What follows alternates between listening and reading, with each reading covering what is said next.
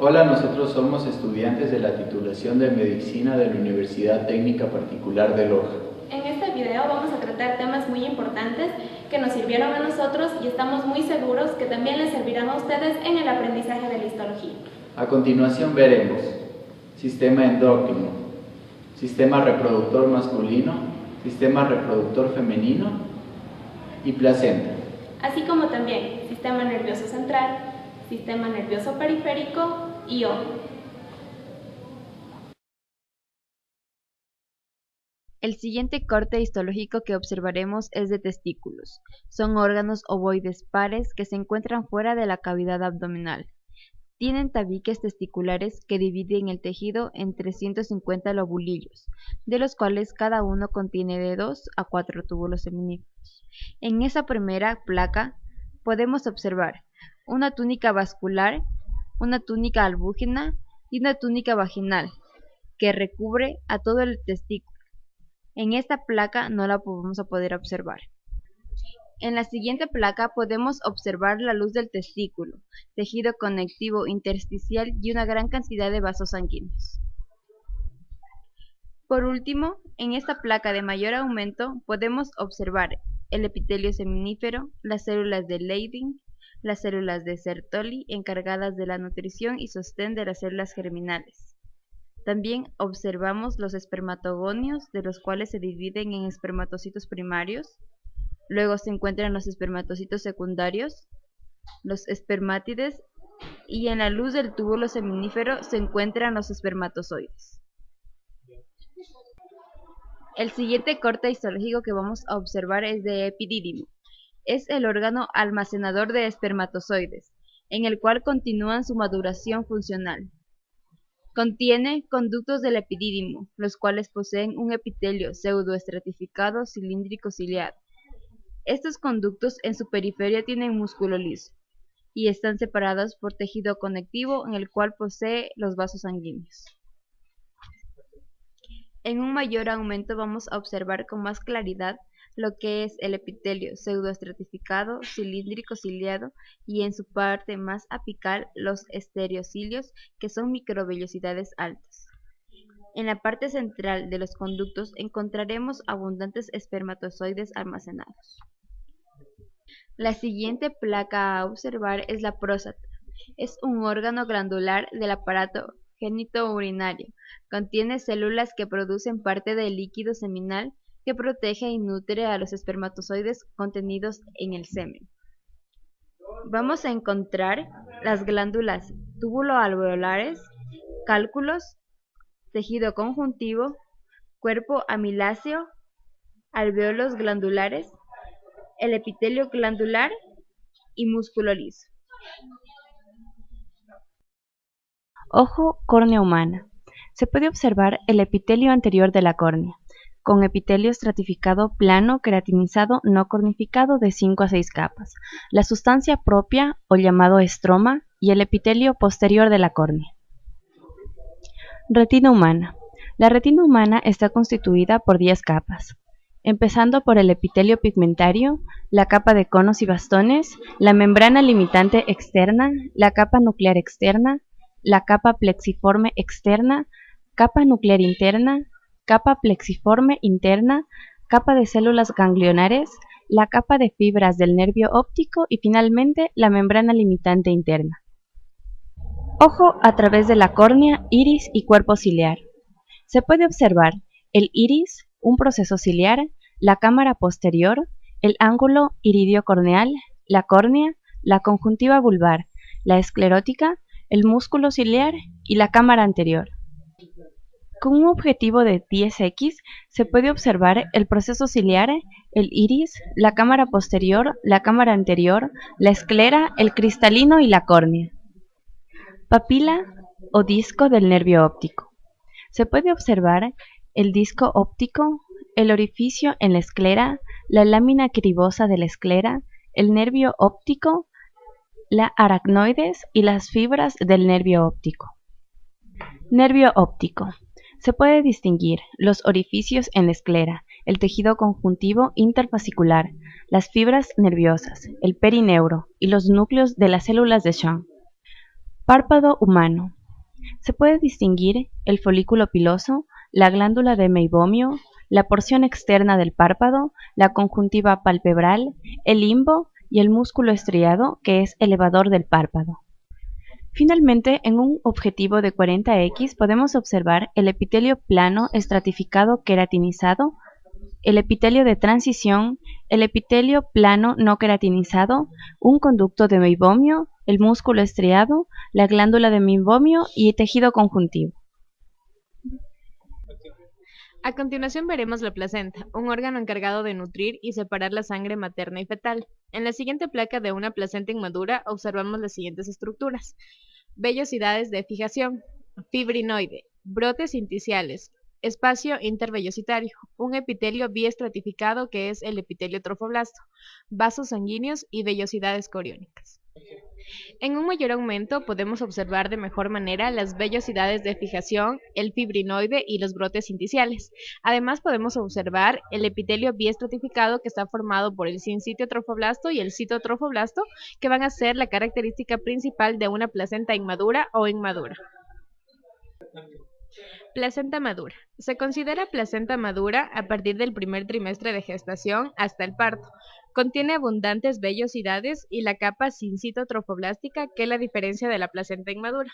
A continuación podemos observar un epitelio continuo, las vellosidades, el espacio intervelloso que se ubica entre las mismas, sincitio trofoblasto, la base de las vellosidades, el tejido conectivo, las células sincitotrofoblásticas y vasos sanguíneos. Cordón umbilical. El cordón es un tubo que conecta el feto con su madre. Al nacer el bebé deja una cicatriz que es el ombligo. En el cordón umbilical podemos observar dos arterias, una vena, la gelatina de Wharton que está formada por tejido conjuntivo mucoso y a su vez esas estructuras que se encuentran cubiertas por epitelio amniótico.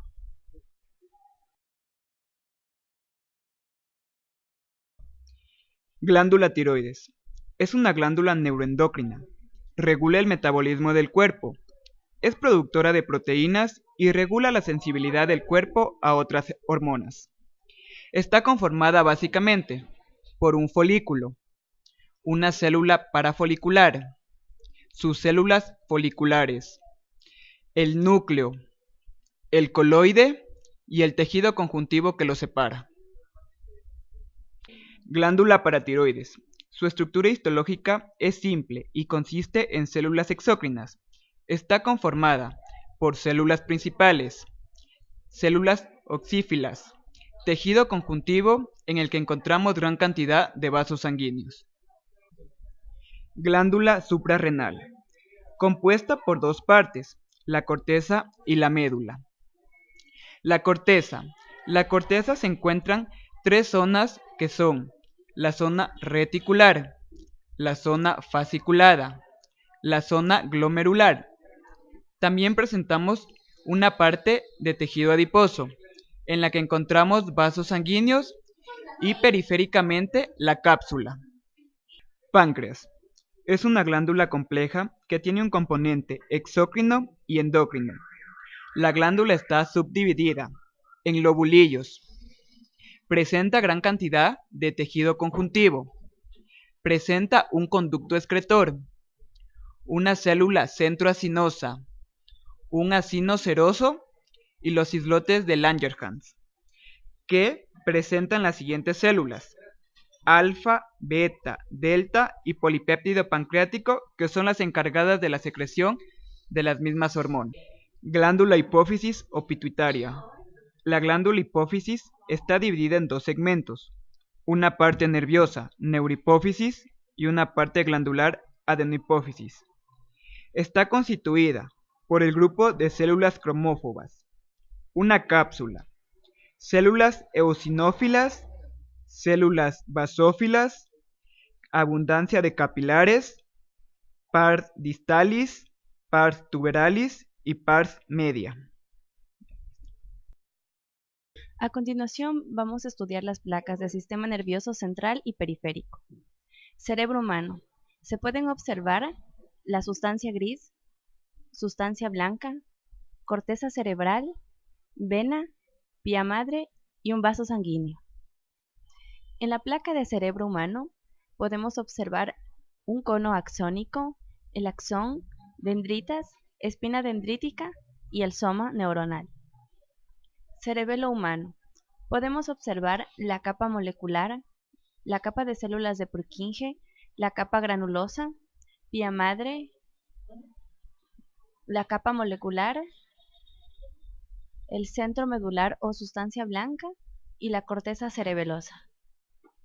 En la corteza cerebral, en un objetivo de 10X, se puede observar las neuronas piramidales, la quinta y la sexta capa cerebral, células fusiformes y una invaginación de la sustancia blanca.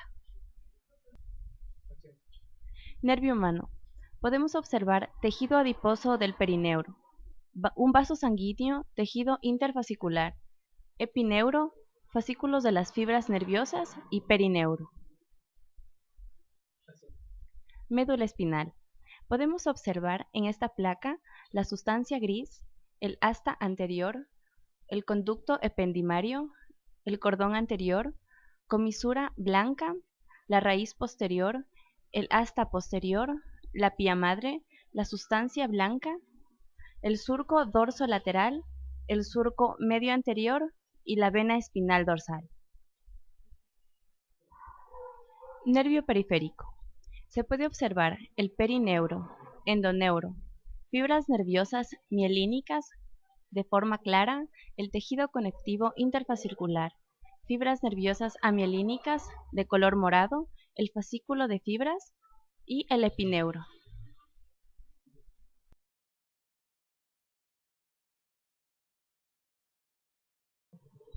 El sistema genital femenino comprende los órganos internos, como los ovarios, las trompas uterinas, el útero y la vagina, y los órganos externos como la vulva, clítoris, labios mayores y menores, y las glándulas vestibulares. El sistema se encarga de preservar la especie humana. Para ello cumple las siguientes funciones.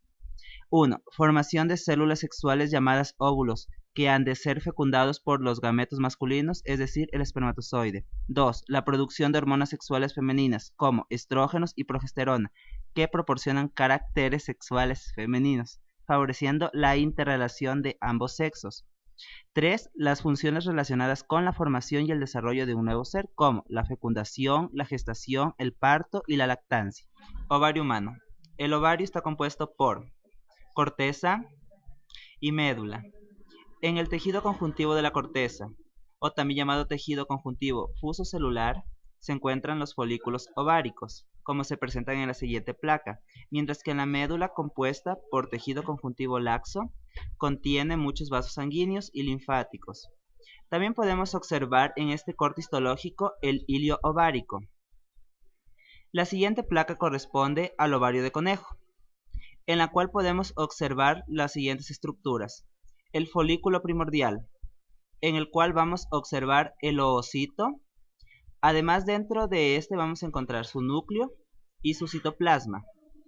Alrededor del folículo primordial vamos a encontrar las células foliculares, así como también el epitelio simple plano.